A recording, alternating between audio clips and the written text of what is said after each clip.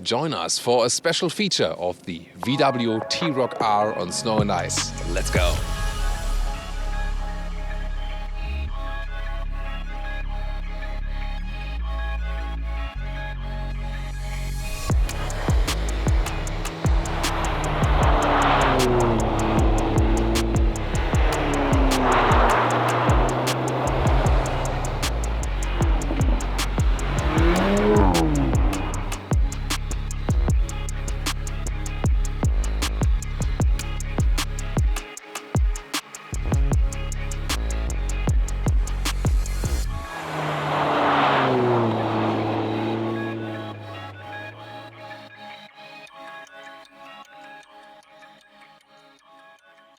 Same as the Golf R, the T-Roc R also gets this lapis blue special R paint. And of course the sporty R version here with a sportier lower bumper in black contrast. Glossy, then the daytime running light are here in a vertical way. That's also special. And this, let's say, honeycomb structure style front grille, so everything sportier. Yeah, we got those hinges here front and back, so we can also be pulled out of the snow. That won't happen today. No, it won't. It won't. Cannot promise. We'll see about that one later. 4 meters 23, 13 foot 9 or 166 inches is the length of the VW T-Roc. And it's the same, of course, also for the R version. And you can see this R version not only sits lower, as I told you, also have the R badge right there. Still, it comes with those plastic fenders around the wheel arches, so there is still this off-road look, and I think they also did that the difference to the Golf R is still there, because when you put the T-Roc lower and also have painted wheel arches, it might look too much Golf R alike. That could be one reason. There will of course also be a Golf R of the new Golf 8 generation. We'll keep you updated with that. In the rear we see a typical compact hatch style. And I really like it when there's some snow in the car. It just, it's a little bit special. You can also check out our dry episode. We filmed near Nice, where we also really hit the roads and launch control and so on and so on. You can also compare that. I think it's really cool to see both episodes, actually. The logo here flips for the trunk or also for the rear view camera. Here again, those, emergency hinges. I hope that Touareg will not pull us out at some time. And then on this car, the optional Akrapovic exhaust is mounted. You already hear it right now, because the car needs to be kept running here when it's really, really cold. Otherwise, there could be problems to start it again. Has nothing to do with this special car. It's just when it's super, super cold. Our viewers from, up in the north will know that you just leave the car basically running all the time, unless you have maybe in a heated garage or something. What do we have under the hood? First of all, no hydraulic struts like in the Golf R of the MK7. But you all know the Golf 8 also won't have hydraulic struts. Well, this one here, 2-liter 4-cylinder turbo petrol engine, 300 horsepower, 400 Newton meters of torque. In this case, only 7-speed DSG, dual clutch transmission. No manual available as in the current Golf R MK7. There you have the choice. Actually, here you don't. And all-wheel drive is front plus rear on demand. So before there's slip, even more power is transported to the rear wheels. It's more anticipating. That's also a big difference to the Golf R. This one here is an updated system, so it reacts earlier and sends more stuff, more torque to the rear wheels. And it also depends on the driving mode. So in the sports mode, for example, there's already a little bit more to the rear wheels. In the T-Roc R, there's in general more power to the rear wheels. And especially in the off-road mode, there's even more power to the rear wheels. So we will probably use the off-road mode here on snow and ice today to get it even sportier. That's definitely a very interesting aspect, and we'll see how that one plays out, if this one will also be an advantage to the Golf R here, for example, when we also drove it on the frozen lake. So very interesting aspects to come.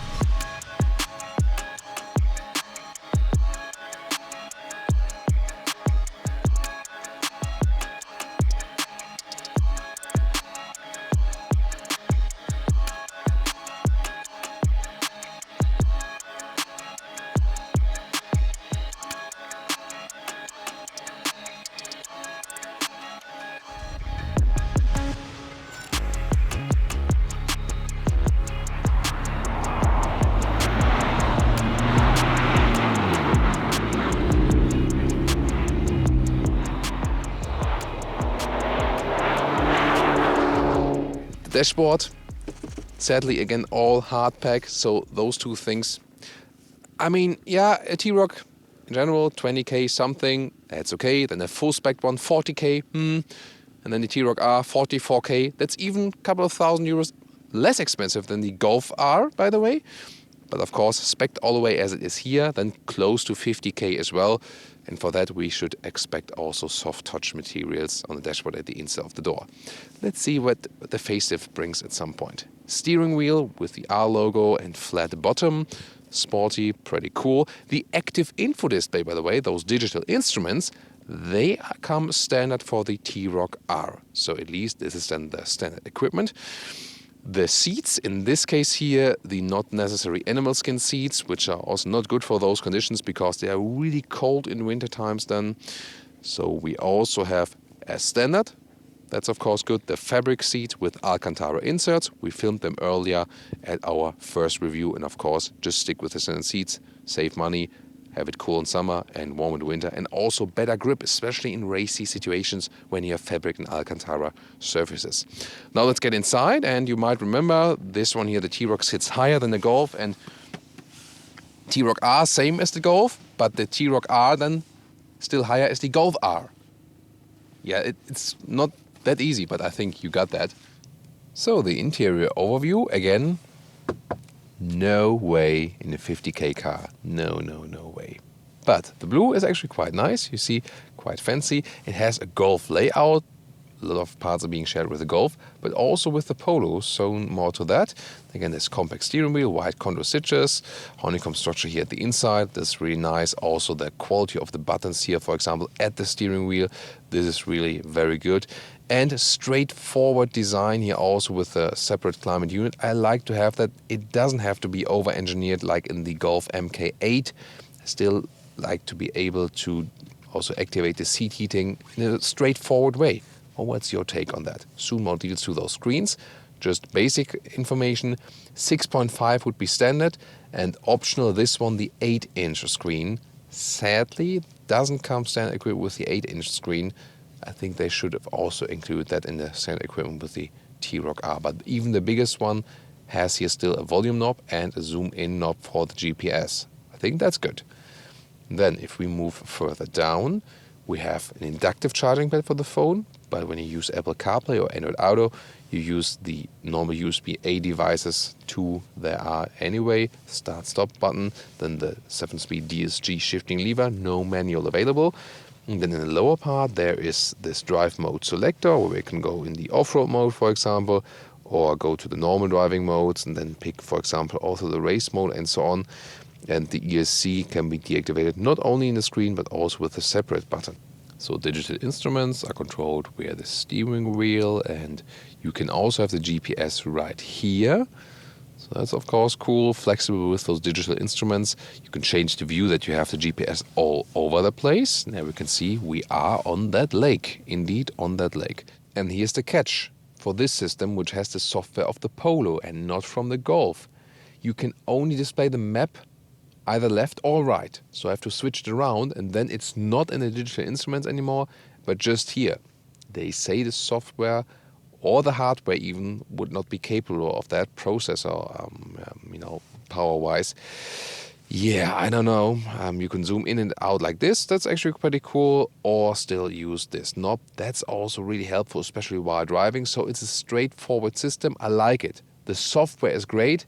It's just, it should be able to display it left and right at the same time. And it was the same case in the Golf, in the Passat, with the older active info display. Yeah, I'm not sure why they didn't go for the system right here. Probably cost savings, but I mean, come on. So then the app view here for the Apple CarPlay and Android Auto fills out the whole screen. That's actually quite cool. And let's listen to what Gareth Emery has to say about this with the Beats sound system. And it's pretty cool. Sounds quite rich. Nice surround sound. So for a compact vehicle, it's actually quite nice. And see the Apple CarPlay integration is quite cool. Well, what about the rear compartment? Again, so cool when it's all snowed in. So what happened? And by the way, it's also good, those tests, that the doors open, when they are all snowed in. Yeah. Oh, some cool effect. Breaking the ice.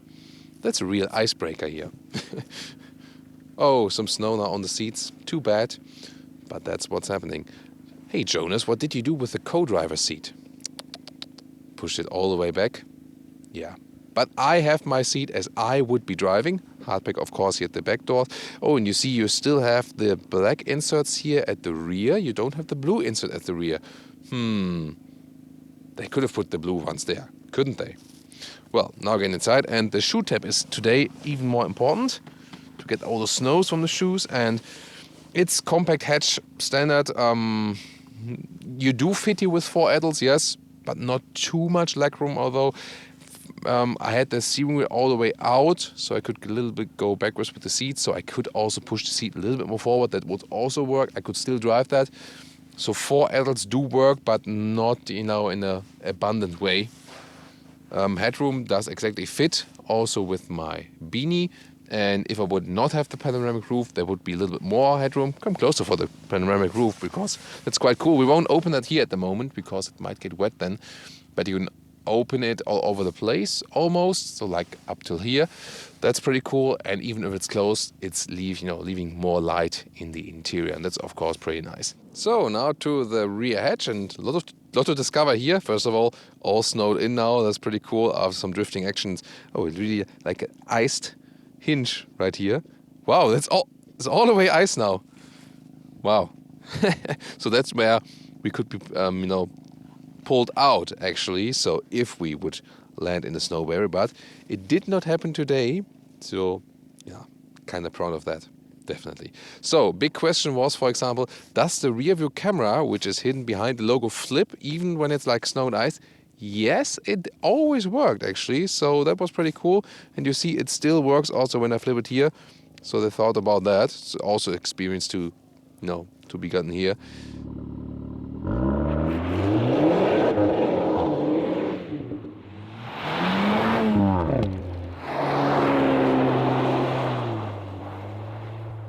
Welcome to Thomas's Ice Driving Lounge with the new Volkswagen T Roc R, and we're starting here on this first ice track, and we'll talk about different driving modes. We'll talk about the comparison to the Golf R, and camera equipment flying around already.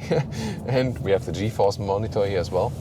And of course, we're also going to talk about the general sporty features here of the T Roc R. And first of all, I'll start with the, let's say, customer setup with ESP on, electronic stability control on.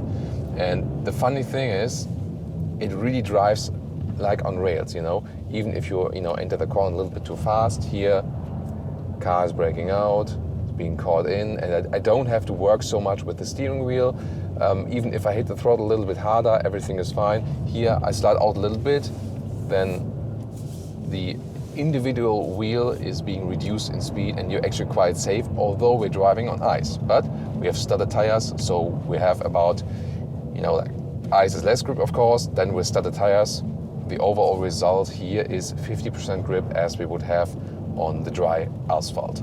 So that's really cool, and of course it's a safe thing to know.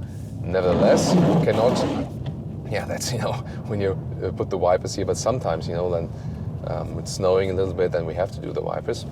So still, you have to maintain a certain speed. You cannot defy the laws of physics. So then we have the ESC Sport.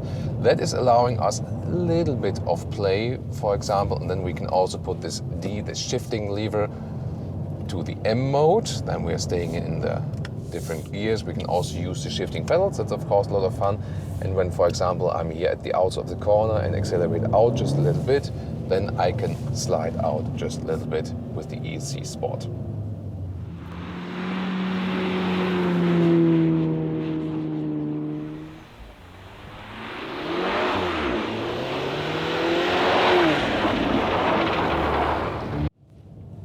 So that means with the ESC Sport, you can have a little bit of fun without, doing everything on your own. You still have somewhat of a safety net here. This very close cornering here, I can play with the rear of the vehicle, no problem.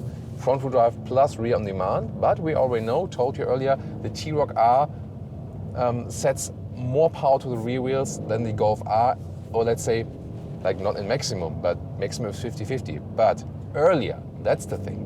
So, and even more we feel it, of course, when we put the ESC off. And let's say we have two special modes as well we can test, and one is race. Then we have also the best sound, sound. Interesting word. Exhaust sound, sound. Cool. So then we have in the race mode the best sound, so to say. And now we want to hold this ESC button. So first activate, and then we hold it, and then there we go. Now, so there's also this warning sign. That means now it's completely off and I can really hammer the throttle. And I also have it on the M shifting mode. So the thing is, even in the race mode, after a while, like I think it's like 6,000 RPM, the car will still shift up itself. This can be changed, more to that very soon. First of all, now in the race mode with the ESC off, then I can really play around with the car. Here the rear comes out, and I really feel that there is earlier,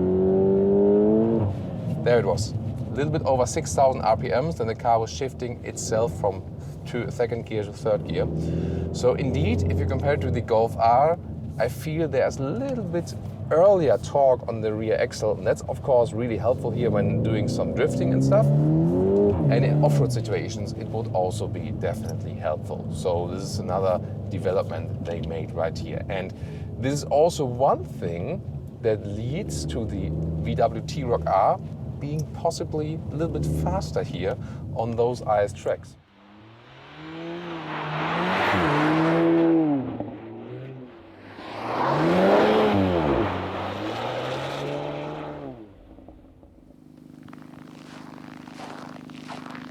Yes, I admit it, I held the microphone in direction to my feet, and it sounded a little bit more spectacular when I was walking in the picture. Yeah. Anyway, now to the conclusion for today with the VW T-Roc R. First of all, it's a performance compact SUV or crossover, yes, and it makes sense in a way. You sit a little bit more upright, still want to have some performance. So more combination of comfort and performance. That's the basic sense of the car we already found out in our dry driving review. Exterior wise, it has a strong front, still has a crossover wheel arches, so it still gets the crossover look, but of course it's a little bit lower than, and so it is somewhat similar Golf alike, so to say. Interior wise, looks quite good. It's straightforward as for using everything. It's a very easy to control vehicle. That's good. We see there are some shortcomings as for the hard pack materials instead of the door and the dashboard, and also the infotainment system where it can only display the map on one side. So I think that's something they should work on. Again, when you have a base T-Roc, you can maybe understand that because they also don't want to exceed the pricing. Yet again, especially when you have a high-priced T-Roc or a T-Roc R, even if it's a little bit less expensive than a Golf R, still that's something, at that price point should be included. Other than that, especially those R seats with the fabric and the Alcantara we had in our earlier car, those are really very good, and they fit also very well in the car when they have a little bit more upright seating position. So you do have some more comfort than in a Golf.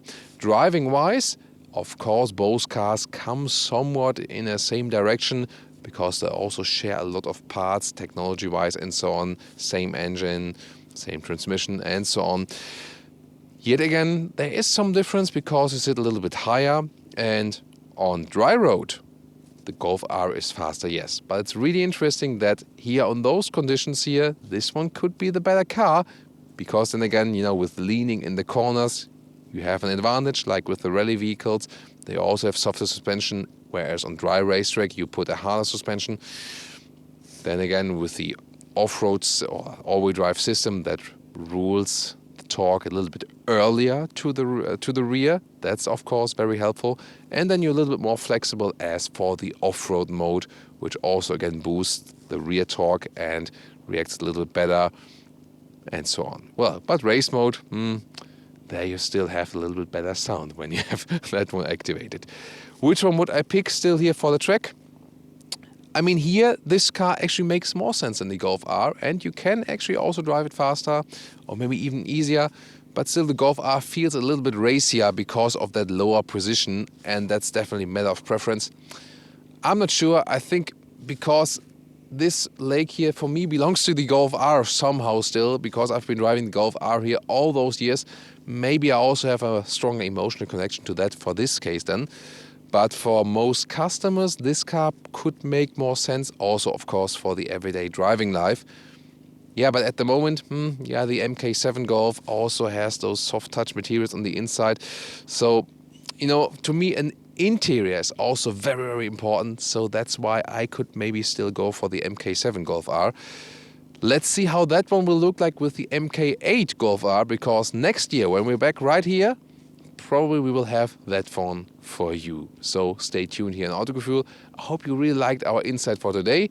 We had a lot of fun drifting on the lake for sure. I hope you enjoyed that as well. And also check out the dry episode from Nice with this vehicle. Check out the snow episode from the Golf MK7R. So hope to see you there. And of course, everywhere with our other reviews.